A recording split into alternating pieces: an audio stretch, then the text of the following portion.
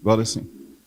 Esse tema que nos leva, vamos dizer assim, ao deserto, ao nosso deserto, para nós negarmos a nós mesmos e vivermos aquilo que Cristo quer da nossa vida. Por isso tão desafiador. Por isso sempre tão desafiador ouvir e procurar cumprir aquilo que Ele pede na nossa vida.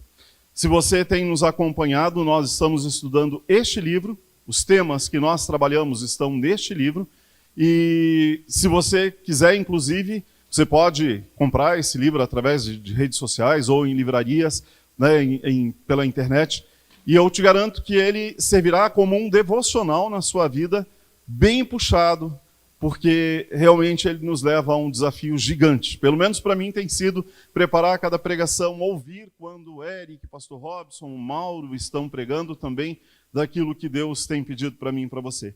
E hoje nós continuamos aqui, e o nosso tema de hoje, a palavra do Senhor nos diz que para viver o avivamento, eu preciso liberar perdão.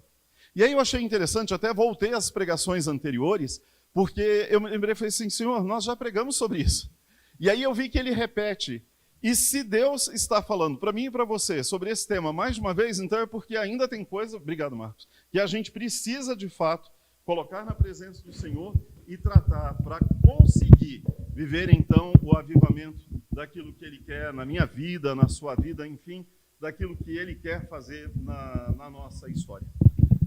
Bem interessante que semana passada eu fui pregar numa igreja congregacional em Iporã, cidade que eu cresci, e o lugar onde eu fui levado para conhecer o Evangelho pela primeira vez, quando eu tinha acho que 6 anos de idade, e eu ouvi em alguns cultos a palavra do Senhor e essa palavra ficou guardada no meu coração. E agora, quando eu fui lá pregar, a família, os filhos da família que me levaram estavam lá, né? O casal, o senhor Benedito e a dona Rosa já estão na glória. E eu pude rever os filhos deles, que eu conheci lá na minha infância, eles já eram adultos. E um deles disse para mim assim, a minha esposa, que mora lá em Galiléia, em Minas Gerais, acompanham todos os cultos da Igreja Batista do Jardim Pinheiros. E eu até estive conversando com o Eric essa semana, ele disse, a gente não tem noção de onde o Senhor leva a palavra dele, porque não é minha e não é nossa, é dele, onde o Senhor tem alcançado, onde o Senhor tem nos conduzido para a honra e glória do nome dele. Ontem eu coloquei no grupo da igreja uma foto da Solange com o Elg, que deve estar nos assistindo agora, ele não entende uma palavra do que nós dissemos. Hello, Elg, good morning. O Elg lá na Alemanha, lá em Hamburgo, assiste a todos os nossos cultos. Estamos discipulando ele desde abril. Eu vi ontem o primeiro atendimento, discipulando o Elg para que ele possa vir ao batismo, agora no mês de outubro, aqui na igreja, quando ele e a Solange vão se casar. E Deus usando a igreja fora das 4 paredes. Eu sempre disse de púlpito que enquanto eu e você obedecermos enquanto nós não atrapalharmos a Deus, Ele vai fazer. Porque a obra é dele e ele vai fazer. E é tão lindo quando a gente vê esse mover de Deus, de uma forma tão inimaginável, né? Em quantos outros lugares o evangelho chega e a gente não tem noção? Porque tem pessoas, é muito interessante aquele texto que diz que um planta, um rega, um colhe, e é exatamente assim que a gente faz nesse mover. E enquanto eu e você dermos um passo a mais na profundidade daquilo que nós temos sido convidados, cada vez mais o Senhor nos usará para a honra e glória do nome dele. Os 2 textos que nós vamos estudar aqui hoje, o primeiro deles é de Mateus 5, 23, 24. Convido você a abrir a tua Bíblia. Mateus 5, 23, verso 24.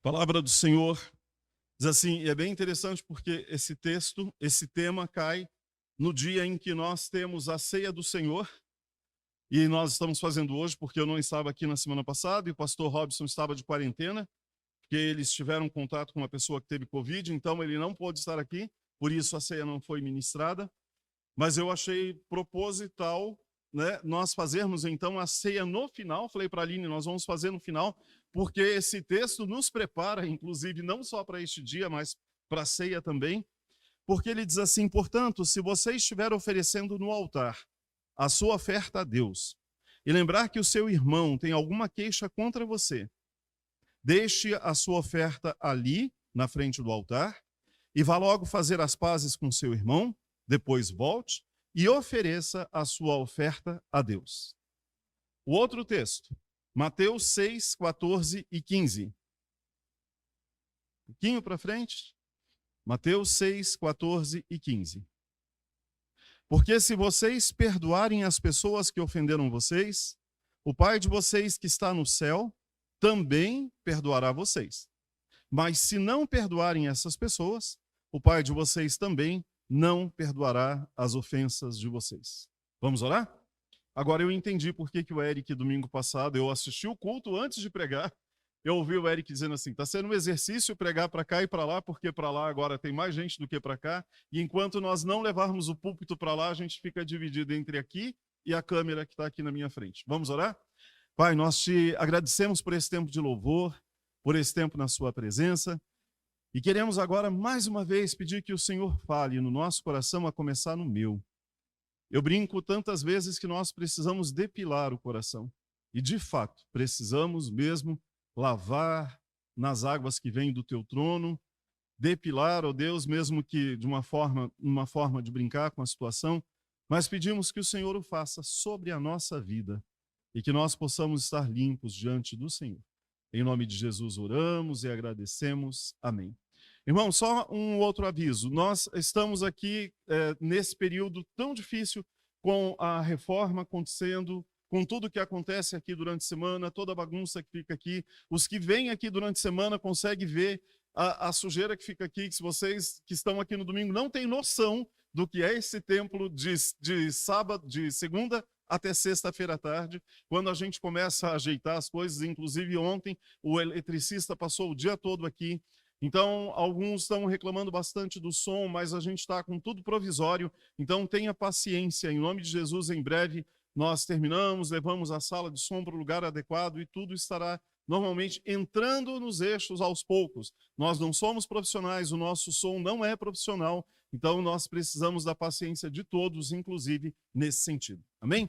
Então vamos lá, o autor deste tema que nós estamos trabalhando hoje, que é para viver o avivamento, eu preciso liberar o perdão, e essa é a leitura que eu faço do texto que ele nos traz e do tema que ele nos traz. Ele recorre, ou seja, ele trabalha mais de uma vez esse assunto, que então provavelmente se ele assim está fazendo é porque algo eu e você precisamos tratar no nosso coração, nessa batalha que se trava na nossa alma e que muitas vezes afeta a nossa saúde, o nosso ser, os nossos relacionamentos, a nossa casa, a nossa família, quando nós seguramos sentimentos e nós não tratamos esses sentimentos e nós não liberamos a emoção. Eu fui ver a pregação que eu fiz, eu creio que foi no mês de junho, e agora me lembrei ainda que naquele dia a Mariane me chamou depois, ela disse, nossa, como foi interessante esse tema. Lembra, Mari, que a gente falou sobre isso depois? Realmente eu não estava em dúvida de que a gente tinha já sido ministrado sobre isso, mas essas batalhas que são travadas na minha vida e na sua, que nos levam a guardar sentimentos desde a infância, desde a relação com a família, desde a relação com coleguinhas, desde a relação com pai, com mãe, com filhos, com irmãos, com colegas de trabalho, com membros da igreja.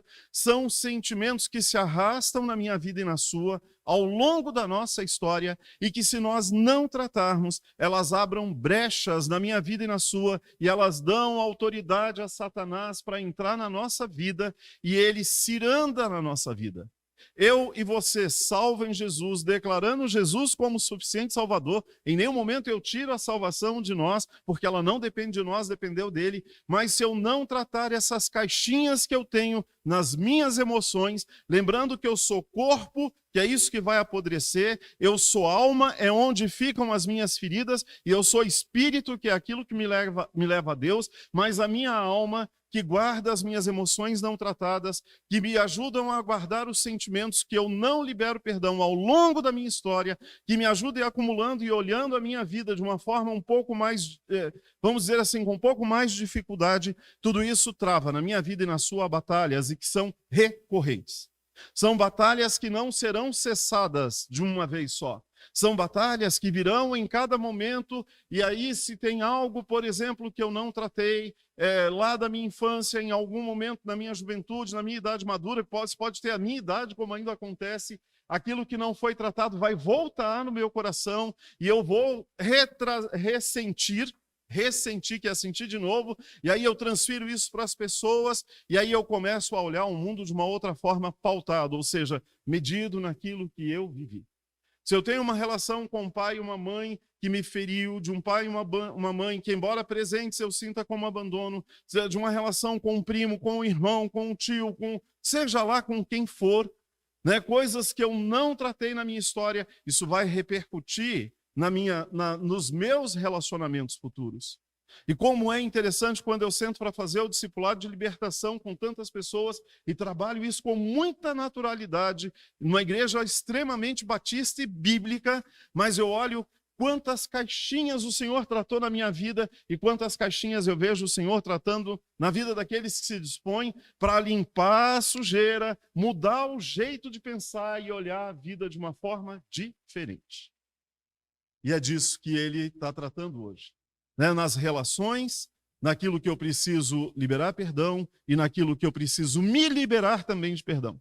Quem fez o discipulado do retorno à santidade talvez se lembre que tem um tópico que eu pergunto, você tem algo que você não se perdoa?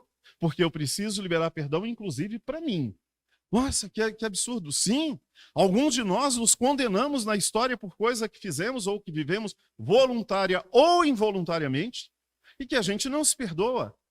E aí é interessante porque o autor, que é o mesmo deste material, ele diz assim, que quando eu entendo que eu não posso culpar a Deus, porque graças a Deus nenhum de nós aqui culpamos a Deus, né? A gente aprendeu que Deus é soberano, como nós acabamos de cantar. Então eu culpo a mim mesmo e eu carrego essa amargura. Isso me faz exalar um cheiro que não agrada por onde eu passo, e eu preciso liberar perdão a mim mesmo. Esses fatores que afetam a minha alma e a sua, né, muitas vezes ligado, como eu disse, às coisas que nós vivemos, que nos levam a ter uma estima baixa, os nossos bloqueios, tudo isso precisa ser colocado diante do Senhor. Os fatores internos dentro da nossa casa, vamos olhar para a nossa casa, a nossa família, nossos casamentos, nossos filhos, né? Quem mora com irmãos, quem é sozinho, olha o entorno. Muitas vezes, dentro da nossa casa, os relacionamentos são quebrados. Os relacionamentos não são tratados, os relacionamentos são truncados e aquele negócio, a gente diria assim, que não é azeitado, ele não corre de uma forma agradável, porque existem quinas e eu vou agarrando daqui e dali e eu preciso tratar isso diante do Senhor. E eu começo olhando dentro de casa porque é lá onde nós mais somos quem somos. É lá dentro da nossa casa que nós mais nos revelamos. E como é difícil, talvez conviver com um pai, com uma mãe, com um irmão, com um primo, não sei com quem, mas também como é difícil às vezes para eles conviverem comigo e com você. Nós não somos a brandura que às vezes nós achamos que somos. Nós precisamos nos olhar, porque muitas vezes, se você tivesse coragem de chegar para o outro e perguntar, e se o outro tivesse coragem de dizer o quanto você, o quanto eu também firo, nós somos pessoas difíceis, o ser humano tem essa capacidade. Nós ferimos e nós somos feridos. E a gente aqui é convidado a fazer essa limpeza. Mateus 5, 23 e 24, o primeiro texto que nós lemos aqui, ele é muito claro. Eu vou ler ele aqui de novo. Portanto, se você estiver oferecendo no altar a sua oferta a Deus e lembrar que o seu irmão tem alguma queixa contra você, olha só, contra você, não é você contra ele. Deixa a sua oferta ali na frente do altar e vá logo fazer as pazes com seu irmão, depois volte e ofereça a sua oferta a Deus. Primeiro ponto aqui, ele fala que se você estiver trazendo a sua oferta, seja ela qual for. Neste último grupo que nós estudamos aqui do Retorno à Santidade, eu acho que foi a tia Edna, que é uma irmã em Cristo que mora lá em São Paulo, ela perguntou, pastor, essa oferta é só o meu dízimo e a minha oferta? Não. Esse é o meu dízimo, é a minha oferta, é a minha entrega de oração, é a minha oração, é a minha oferta no serviço, é o que seja para limpar o banheiro, para estar no louvor, para estar na transmissão, não importa, nós somos servos. Antes de eu trazer a minha oferta, eu preciso chegar diante do altar e não vou negar a minha oferta, eu deixo ela ali, volto, me acerto e depois eu venho então fazer a minha entrega, ele diz aqui. Ele diz assim, se você lembra que alguém tem algo contra você, por que o Paulo aqui traz isso no texto de Coríntios, né? Lembrando que eu e você também ferimos e que a ação do acerto e do conserto precisa partir de mim e de você. Lá no discipulado a gente fala que quando eu lembro lá, eu fiz um discipulado esses dias e eu abri para toda a igreja um discipulado de perdão, sobre a questão do perdão. E aí é engraçado porque eu acho que as pessoas ficam muito indignadas. Porque eu disse assim, se você foi ferido, libere perdão. Se você feriu, libere... Ah, então eu tenho que fazer tudo primeiro? Sim, eu e você estamos ouvindo. O outro talvez não esteja escutando. Mas eu preciso cuidar da atitude. Porque quando eu levanto para ir, vou lá, chego, Gabriel, eu quero liberar perdão para você. Aí o Gabriel vai dizer assim, por quê? Eu não preciso abrir detalhes.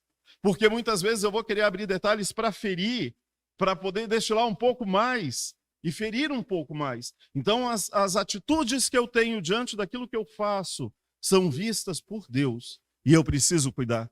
Deixa ali a sua oferta, né? Não diz reter a oferta, mas deixe depois e volte, se acerte e volte para entregar ao Senhor. Essas guerras internas dentro das nossas casas, dentro dos trabalhos, dentro da escola, dentro da igreja, entristecem a Deus, profanam o nome do Senhor e dão lugar a Satanás.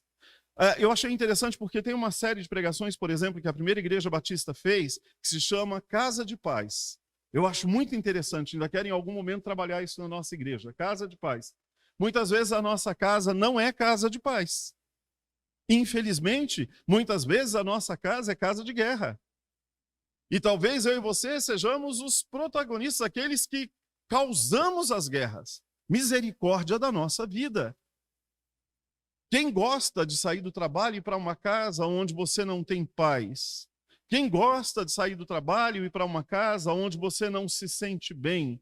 Quem gosta de sair do trabalho e entrar num lar onde seria um lugar de você, né, compartilhar o que aconteceu durante o dia e depois tomar um café, tomar uma água, jantar, não sei o quê, e aí ter paz, ambiente de paz. Todo mundo quer isso.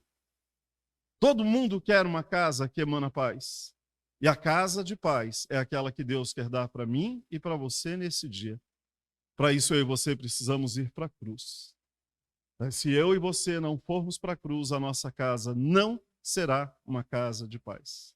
Ah, mas sou eu quem tenho que começar? Sim. Eu preciso fazer a minha parte e se Deus falar com o outro vai fazer a parte dele. Essas lutas externas que muitas vezes nós tentamos dizer que tem na nossa casa, elas não começam fora, elas começam dentro. Né? Nós às vezes damos tanta moral para o demônio, dizendo que o demônio está se levantando, e muitas vezes as brechas quem abriram fui eu e fui você.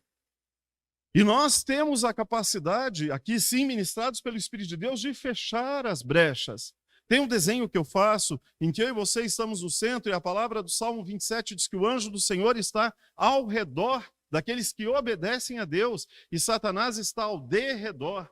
Ou seja, depois dos anjos, ou do anjo do Senhor, como o Salmo fala, e lá diz assim que ele está tentando devorar, tragar, destruir.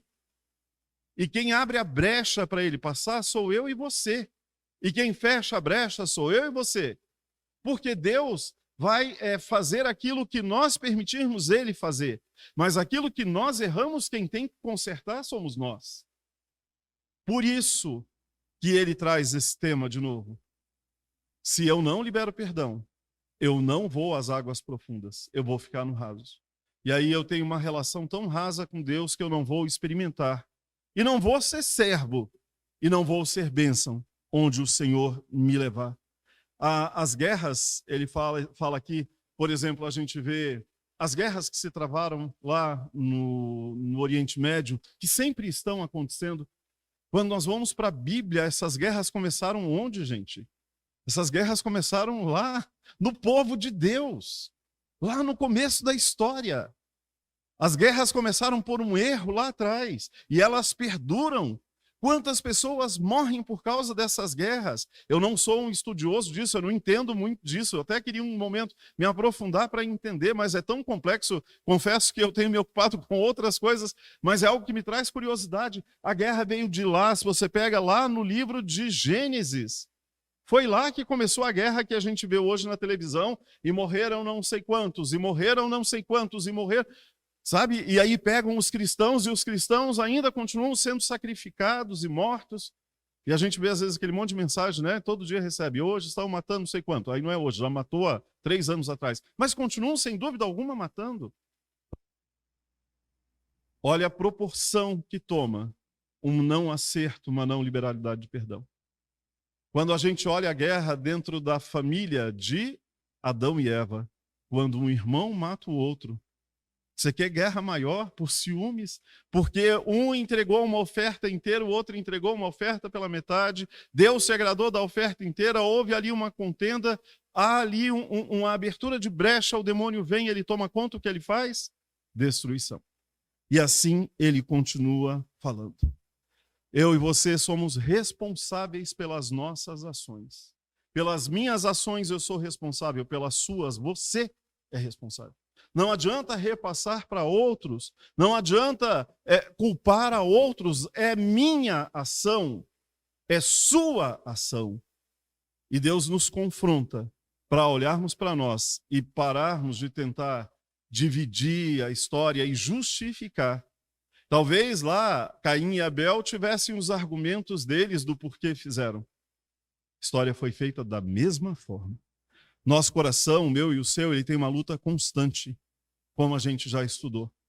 Toda luta começa na mente. Então, quando eu venho lá e eu disse da minha alma não tratada, a minha alma é meio que um poço confuso, e aí a minha alma reproduz um monte de coisa essa semana, esse mês, né, de Setembro Amarelo, trabalhando sobre o suicídio. Eu acho que na sexta-feira já começaram a trabalhar, no sábado também. Falei para o Eric e para a Mariane falar com os juniores numa linguagem que eles entendam também, de uma forma, porque assim, até há 2 anos atrás nós ouvíamos muito falar sobre os cortes. Né? Eu creio que vocês sabem, muitos adolescentes na internet se cortando. O que é isso? A alma está ferida, ele está gritando alguma coisa. O que é? Eu não sei, cada um tem a sua dor. Está voltando de novo. Hoje a Tânia dizendo que uma adolescente de 12 anos se matou essa semana passada, acho que em Curitiba, se jogou de um prédio no centro. Começa, é porque fala do Setembro Amarelo? Não, é porque as pessoas estão cheias de dor. Porque a alma não está tratada. Né? Tem pessoas que têm a capacidade de planejar a sua morte, criar um algoz, ou seja, culpar alguém, deixar ainda uma carta. Já atendi pessoas que disseram, planejei o meu suicídio, ainda deixei uma carta contando e culpando pessoas. Gente, misericórdia. São almas não tratadas. E aqui o Senhor nos convida a tratar, para que a gente possa não só chegar inteiro diante dele, mas para que a gente possa estar bem, né, onde o Senhor nos coloca, para vivermos de uma forma amena, para que a nossa casa, seja a casa onde eu moro, seja o local do meu trabalho, seja a escola, seja a igreja, onde eu estiver, que eu seja um agente de paz. A minha casa e a sua não é perfeita, porque eu estou lá. E a sua não é perfeita, porque você está lá. O mundo não é perfeito, porque o único perfeito que passou por aqui foi Jesus. A igreja não é perfeita, ela é nessa mistura de imperfeições, a começar nas minhas. E é nessa imperfeição que nós somos convidados a tratar as nossas mazelas e caminhar para servir a esse Cristo. Jesus, lá em Lucas, capítulo 23, verso 34, Jesus ali sendo sacrificado, na cruz, sendo morto.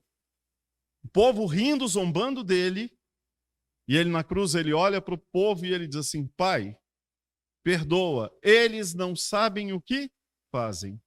Ele libera perdão, antes mesmo que houvesse arrependimento.